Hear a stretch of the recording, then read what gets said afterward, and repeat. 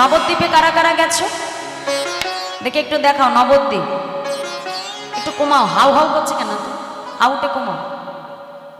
প্রথমে কত সুন্দর সেটিং করো। জয় রাধে, জয় রাধে, একটু টেক করো তো। জয় রাধে, জনিতাই জনিতাই, জয় গৌ, জয় জয় রাধেশ্যাম, হরে কৃষ্ণ, জয় রাধে, জনিতাই। রাখো। আচ্ছা মায়েরা কারা কারা নবদ্বীপে গেছে একটু হাত তুলে দেখাবেন। বাহ, হরি বল। তাহলে আজকে আমরা কোথায় বসে আছি? হ্যাঁ, শাস্ত্র বলছে যেদিন যেখানে হয় হরিনাম সংকীর্তন, আর সেটাই যদি হয় সুমধুর ভক্তের সমাগম, আর যদি আমাদের সবার হয় এক মন, না হই কভু মোরা আনমন, সেই তো নিত্য নবদ্বীপ, সেই তো মধুময় শ্রীধাম বৃন্দাবন।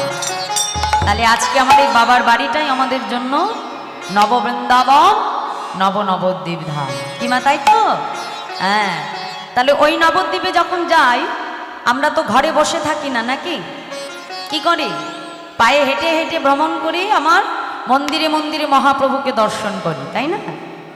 তাহলে আজকেও যখন এই নবদ্বীপ মাঝে আমরা এসেছি, তাহলে এখানেও বসে থাকলে হবে না, আমাদের সবাইকে একটু কর্ম করতে হবে। হ্যাঁ, দেখি হাত তোলো সবাই মিলে, বাহু তোলে, করতালি দিয়ে দিয়ে একসঙ্গে। আজ শান্তিপুর ডুবো ডুবো নদে ভেসে যায়, শান্তিপুর ডুবো ডুবো নদে ভেসে যায়, শান্তিপুর ডুবো ডুবো নদে ভেসে যায়, শান্তিপুর ডুবো ডুবো নদে ভেসে যায়। আবার ফুল ভাঙিয়া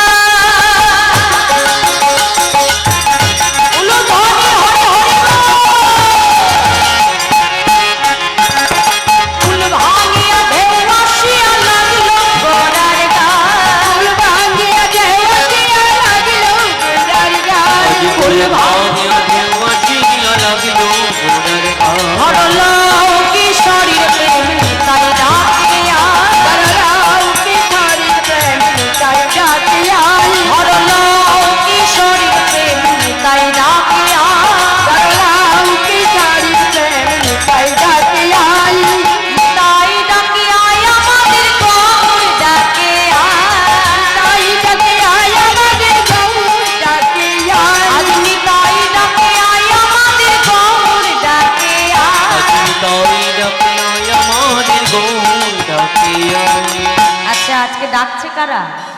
আমি ডাকছি নিতাই গো, তাই তো? আমায় যদি কেউ ডাকে, মা ধরো পেছন থেকে আমায় যদি কেউ ডাকে, এই যে ধরো কীর্তন শুনে যাওয়ার সময় যদি আমার কোনো চেনা ব্যক্তি পেছনে পড়ে যায়, যদি তোমাকে পেছন থেকে ডাক দেয়, দিদি একটু দাঁড়াও তো, আমি তোমার সঙ্গে যাব, তাহলে তুমি যে তার ডাকটা শুনেছো বোঝানোর জন্য কি করবে? হাত দুটো তুলে তাকে দেখাবে তো, যে ঠিক আছে আমি দাঁড়াচ্ছি, তুমি তাড়াতাড়ি এসো। কি মা, তাই তো? তাহলে তুমি যে তার ডাকটা শুনেছো, এটা বোঝানোর জন্য কি করতে হবে? হ্যাঁ, তাহলে আজকে নিতাই গৌর যে আমাদের ডাকছে, আমরা যে শুনেছি, এটা বোঝানোর জন্য কি করতে হবে? হ্যাঁ, দুটি বাহু তুলে নিজেকে আত্মসমর্পণ করতে হবে। হরি বল।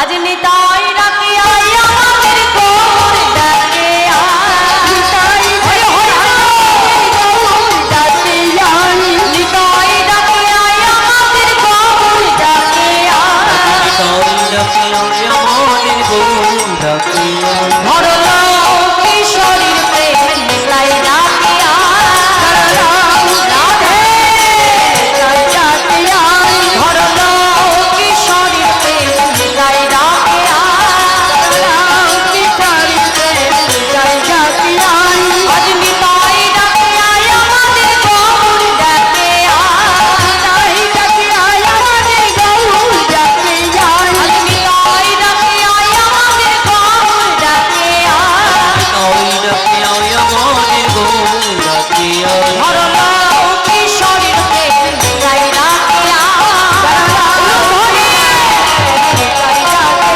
আই, ধরলো কিশোরীর প্রেম নিতাই ডাকে আই, কিশোরীর প্রেম নিতাই ডাকে আই, ধরলো কিশোরীর প্রেম নিতাই ডাকে আই, ধরলো কিশোরীর প্রেম নিতাই ডাকে আই। তাহলে আজকে নিতাই গৌর দুটি ভাই নদিয়ার রাজপথে দাঁড়িয়ে জীবের হাতে ধরে পায়ে ধরে আজ আমার গৌর হরি তিনি হরি নাম দিচ্ছেন। তার মতো দয়াল কোনো যুগে হয় নাই আর হবেও না। হ্যাঁ, আজ বৈষ্ণব মহাজন তিনি পদাবলিতে কলম দিয়ে বলছে, দেখো দেখো ভাই রে ভাই রে ভাই, আমার গৌরা গুণ কহনে না যা, আমার গৌরা গুণ কহনে না যাই, আমার গৌরা গুণ কহনে না যাই, গৌরা গুণ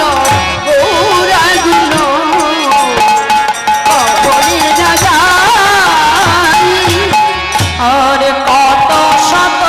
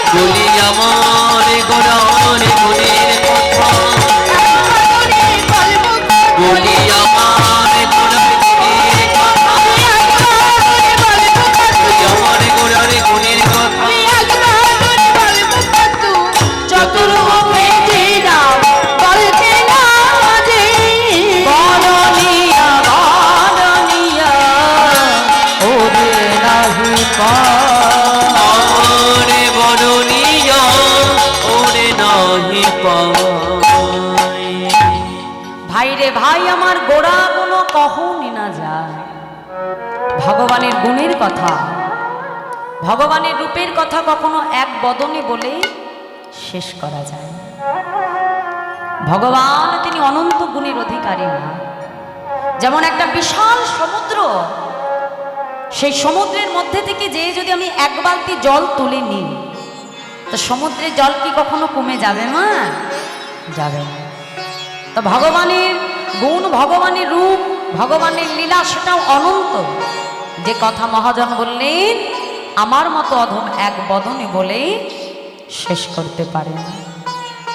এ জগতে ভগবানকে পাওয়ার জন্য কোনো কিছু লাগে না মা।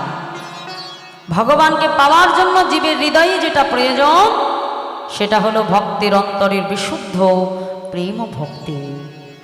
শাস্ত্রে বলে, ভক্তি যার কৃষ্ণ তার সর্বশাস্ত্রে কয়, আর ভক্তি না থাকিলে জীবে কৃষ্ণ দর্শনে কিবা হয়।